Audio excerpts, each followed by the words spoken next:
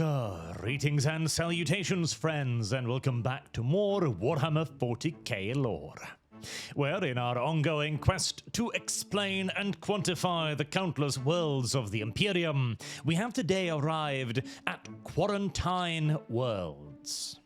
Also often referred to as Forbidden Worlds, in that the Imperium do not allow anyone to go to them or travel from them. One could therefore also technically argue that these aren't really worlds of the Imperium at all, as they are, not entirely claimed by the Imperium. Simultaneously, however, the Imperium is most assuredly so exercising its authority over them, so on a technicality, we're going to count them as worlds of the Imperium. Now, of course, this is a rather broad category because a forbidden world could technically be just about anything. It could be a death world, a feral world, an hive city, a forge world, a mining world, a chem planet, anything from A to Z. But what makes them all forbidden worlds is that somebody with a tremendous degree of authority within the Imperium has decreed that they can no longer be accessed, not from the outside or the inside. All travel to and fro is completely forbidden.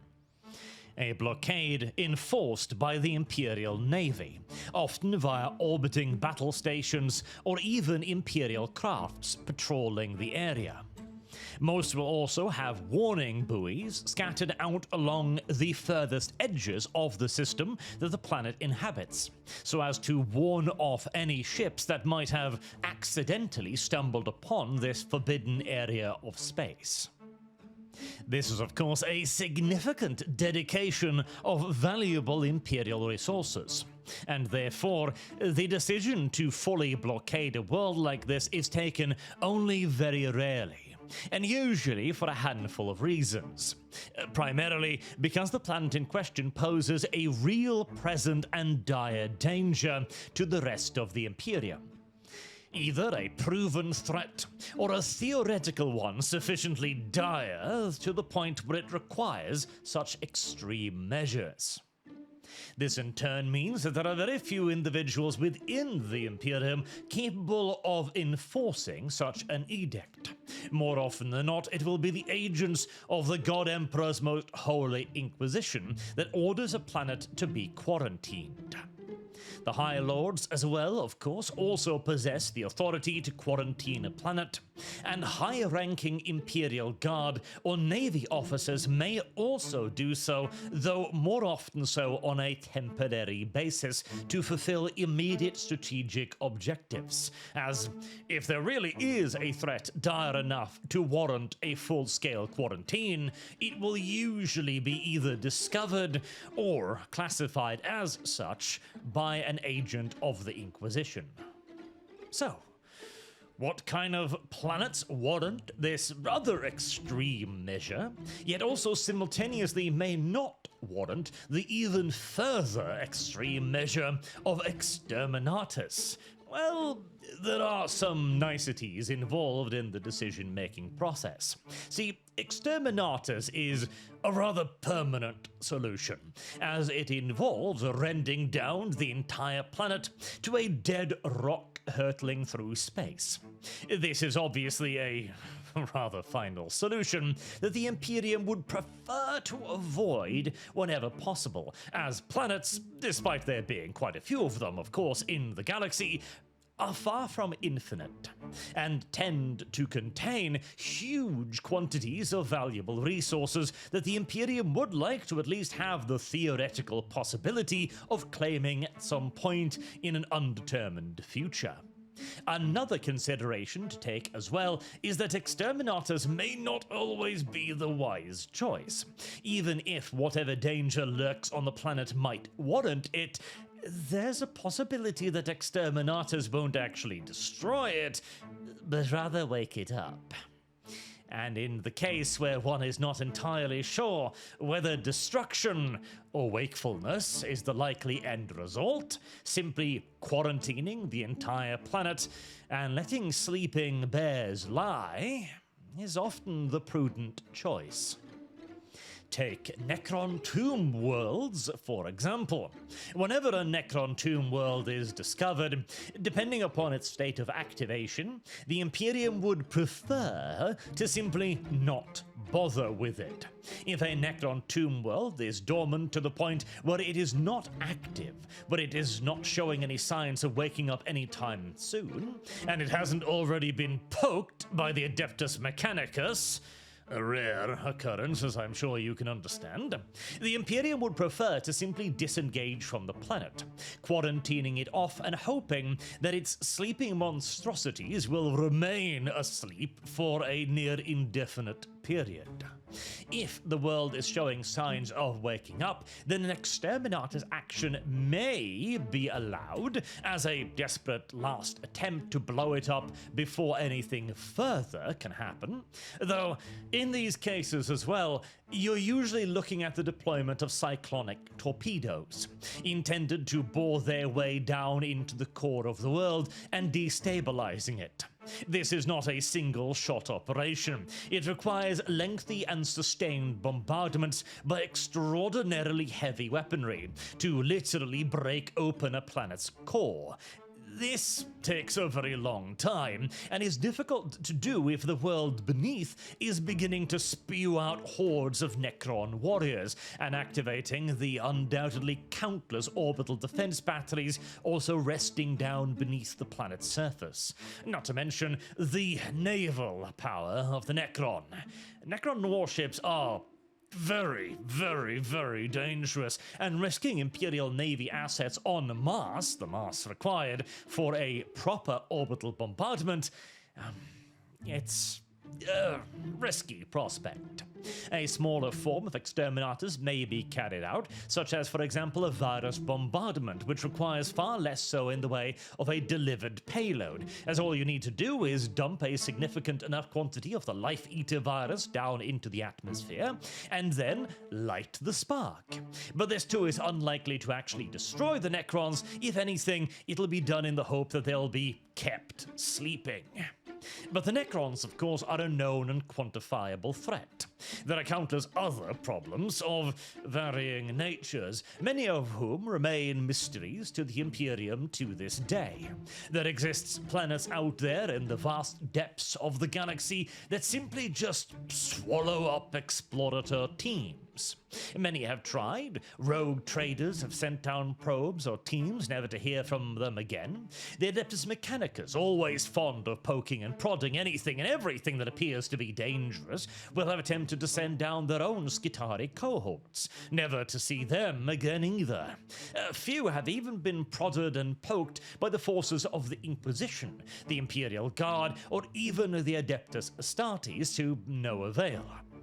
Such a planet is a prime candidate for quarantine treatment, where it is kept separate from the rest of the Imperium, not so much necessarily because of the fear of what might be on it and what might awaken, but simply because, well, there's no real way to utilize the world. Whatever resources it possesses is obviously outside the reach of the Imperium, and so they'll put down some buoys, maybe dedicate a patrol platform or two with some fighters and local defense craft, and call it a day, writing it off as, if not lost, then at the very least not obtainable. Other planets may be given similar designations if they are suspected to be worlds that could cause, complications further down the line. Eldar Maiden worlds are a prime example of this, as it has happened on many an occasion throughout the Imperium's history that they have discovered an impossibly perfect planet just sitting there in space, completely uninhabited by any sentient species. It seems like a perfect place for the Imperium to put down roots, only to have their colonies eventually wiped out by scores of extraordinarily upset aliens. If the world is located nearby other major Imperial worlds, this will then lead to huge long-term conflicts, as the planet is heavily contested by both parties. But more often than not, the Eldar don't like involving themselves in those conflicts.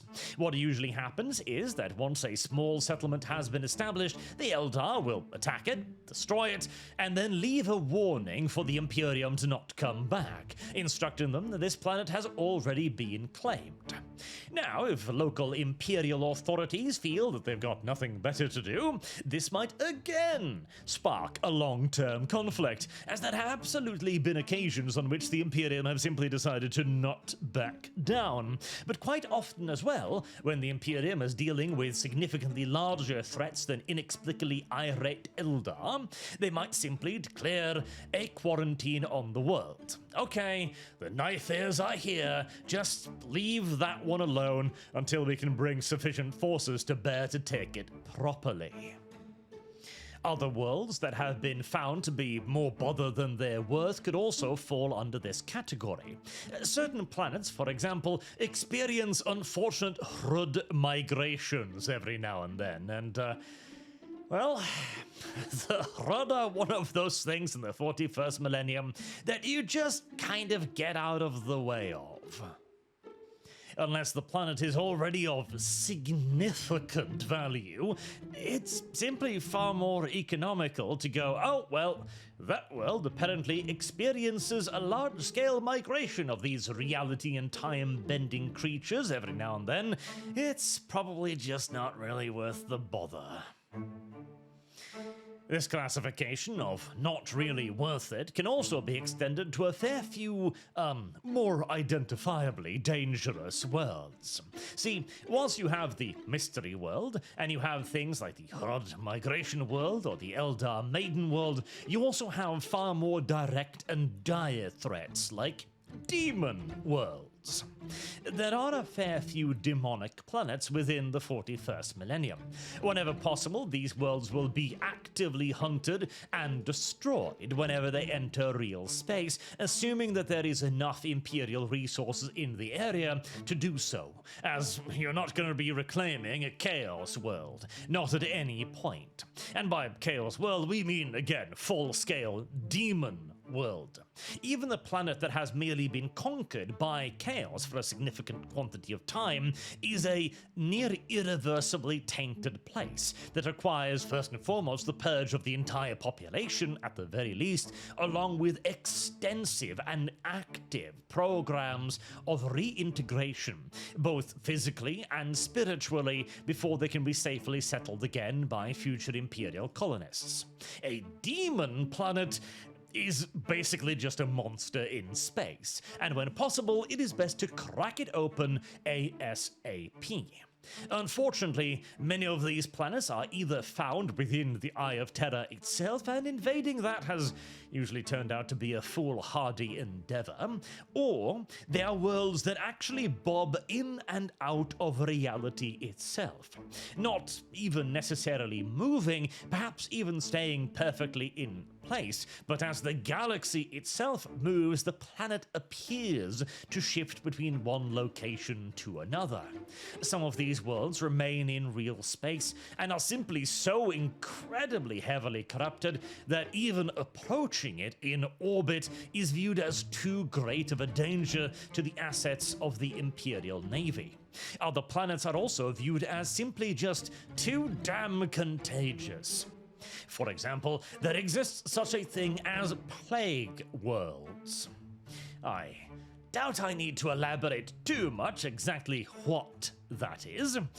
And surprisingly, the Imperium prefer to keep a considerable distance between itself and any plague worlds, as even if they were to approach it and begin bombardment, should any of the populace be able to escape onto the Imperial warships, the ship is going to be lost merely by making contact with it. And not to mention the various gribblies that may still exist down on the planet, and the possible existence of Nurgle Chaos Space Marines or infested warships. Unless a plague world is being actively used as a forward operating base to launch raids on other Imperial systems, and even then, there's going to be a cost-benefit analysis, such worlds will largely be ignored due to the dangers inherent in destroying them. There also exists planets that are otherwise completely dead, perhaps as a result of an Exterminatus action, but are still declared to be in quarantine. These are usually worlds where something really horrible has happened, and even if the entire planet is reduced to ash, it still seems like a good idea to avoid it for all eternity. Cygnus Prime would be a fantastic example of that one. The planet where Sanguinius and his Blood Angels fought near infinite legions of Khorne during the early days of the Horus Heresy. Even if such a planet, and it was, burned to the ground, you still don't want to get close to it, just in case. And you also want to make sure that nobody else with nefarious purposes will have any opportunities to get there either. Remember, if a world, a demon planet for example, is a danger to the Imperium, then it is almost certainly a very appealing target to the Imperium's enemies. Other examples of this might be the homeworlds of the Chaos Primarchs. Barbarous, the homeworld of Petarabo, for example. Now, that's a planet that should have been cored out the moment it was discovered, but details. It, too, was subject to the ultimate sanction of Exterminatus after the heresy. And even when the planet was nothing more than a dead ball spinning through space, the quarantine order still stands and is still enforced. As you can imagine, there'd be a whole heaping heck of a lot of cultists and even straight-up Chaos Marine warbands who would love to return to Barbarous for their wicked, ritualistic purposes. Obviously, it's not just chaos influence that can get a planet quarantined either. Xenos influence is another possibility. Many worlds that have been infected with Tau technology, for example, have over the years been quarantined and cut off from the Imperium, often specifically to teach them a valuable lesson about not biting the hand that feeds. Other worlds have been infected by things like gene-stealer infestations may also have been quarantined in an effort to try and ensure that it does not spread. Although these planets will usually find ways off-world rather quickly, or they're expecting transportation to arrive any day, which will usually require far more than a simple blockading fleet to make sure it doesn't happen. And speaking of the space bugs, there is another world, of course, as well that we talked about some months ago, Tiamat. The enormous tyrannid bioorganism that is being constructed/grown on the world of Tiamat, another planet currently under complete quarantine, as the Imperium doesn't really know what to do about that just yet. Should they destroy it? Should they attack it? Or should they leave it alone? I mean, it is currently occupying an entire Tyrannid hive fleet, in essence, so it sort of kind of seems beneficial to keep them there. On the other hand, the obvious counter-argument would be, why have the Tyrannids dedicated an entire hive fleet to defending a single planet? And if the Tyrannids think it's that important, the Imperium probably really wants to destroy it.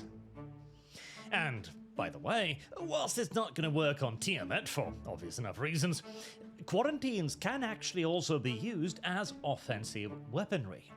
On many an occasion, a quarantine has been called by Imperial Guard or Navy officers. These are not true quarantines or forbidden worlds, mind you. They're more along the lines of highly codified blockades, shall we say, as the fear here isn't the planet contains some great or impossible threat. It is simply that nobody should be allowed to go to the world and nobody should be allowed to leave the planet. Often this will further be justified by some form of local threat, like Xenos influence, or radical separatists, or cults, or simply just disagreements within the imperial cult. A largely bureaucratic reason, quite often, to enforce the sanction of quarantine. This can be a very effective weapon, as many planets within the Imperium, and amongst the Imperium's enemies on occasion, are entirely reliant upon foreign imports. Either things like food, in some occasions water, or in others, air. Yes, there are planets that are that bad, particularly things like mining worlds, often located on asteroids. If you can simply just stop supplying them with the ability to renew their atmosphere, eventually they're gonna die out.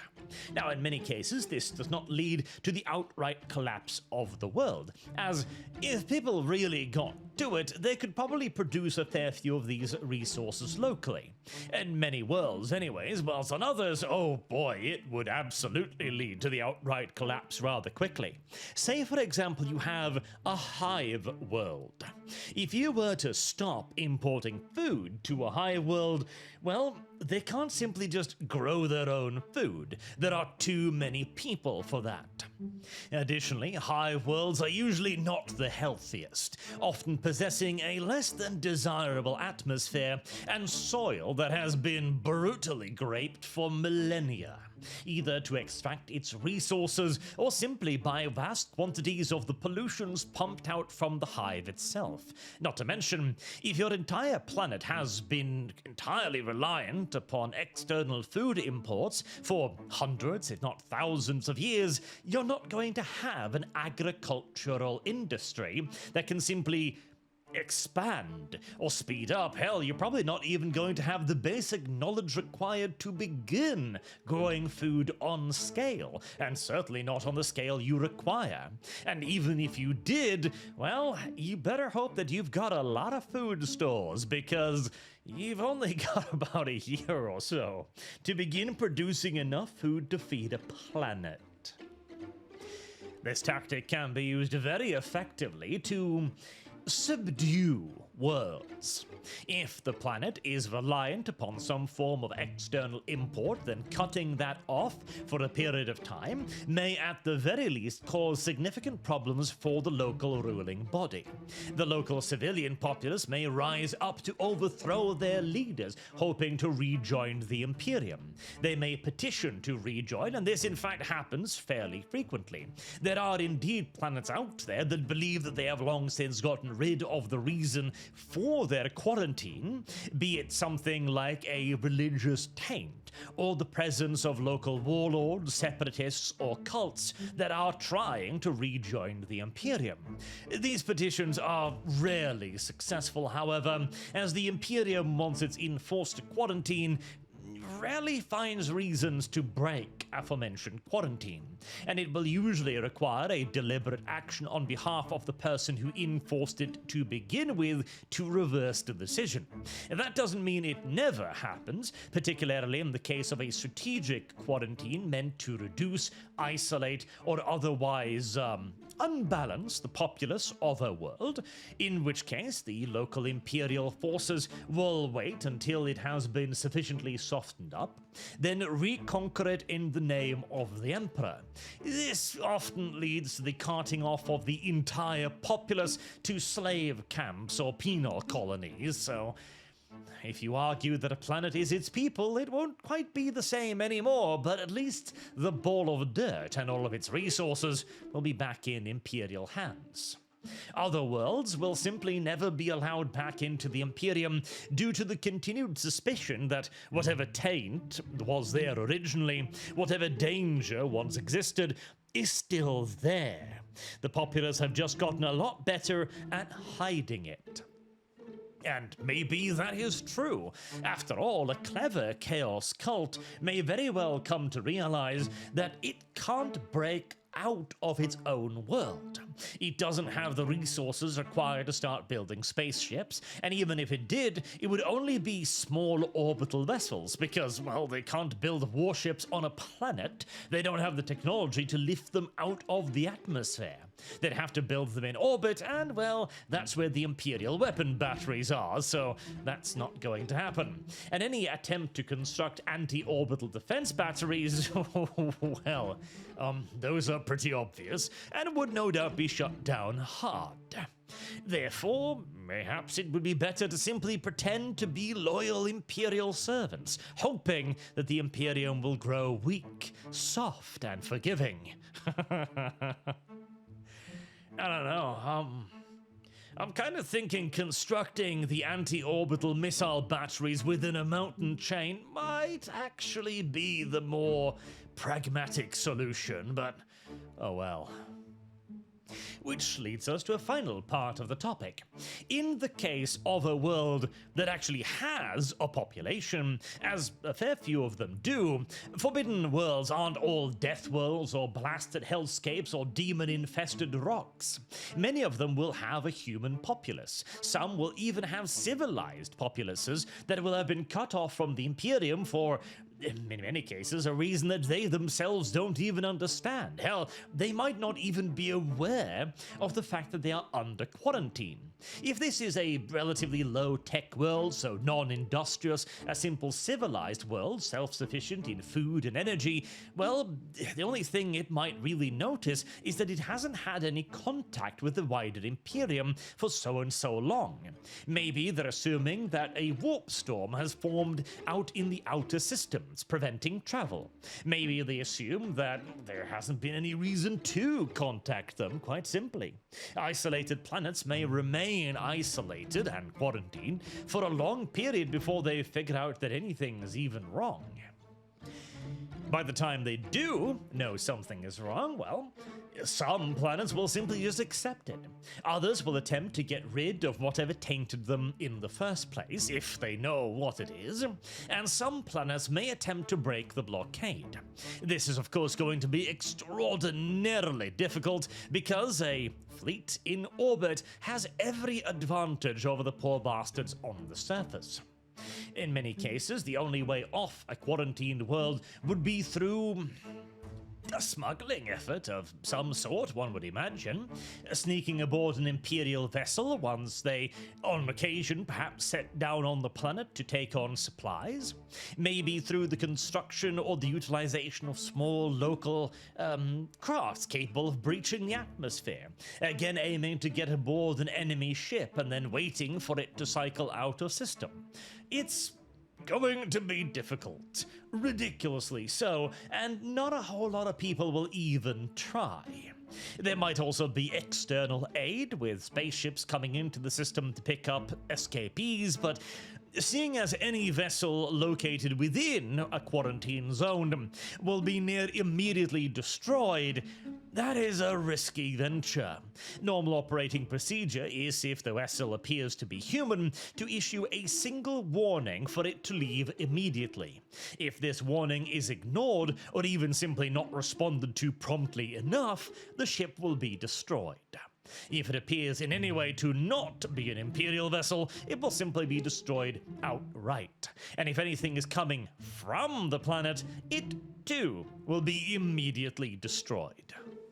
It will be a rare soul indeed that manages one of these escapes, and even if they get off-world, they're not going to have any identification on any other planets. And if they arrive on any other nearby system, where they might even have the slightest suspicion that they come from an isolated world, they're just going to be killed. There probably isn't even going to be any paperwork. After all, they're not citizens of the Imperium. They don't need to give them any trials or justice or due process. In fact, doing so is probably going to be a lot more bother than it is worth, as now you're going to have to explain, probably to an Inquisitor, how exactly a person from a forbidden world managed to get onto your spaceship or your planet. Much better to handle the problem locally with a las gun. After all, his world must have been quarantined for a damn good reason, right? And more often than not, yes, usually. The God Emperor's Inquisition doesn't make mistakes, now does it? Of course not. Which we all, by now, know. And hopefully, you'll know a little bit more about forbidden worlds in the 41st millennium now as well. Until next time, I have been Arch. Thank you all very much for listening, and I do hope to see all of you again soon. Until then, have a good day.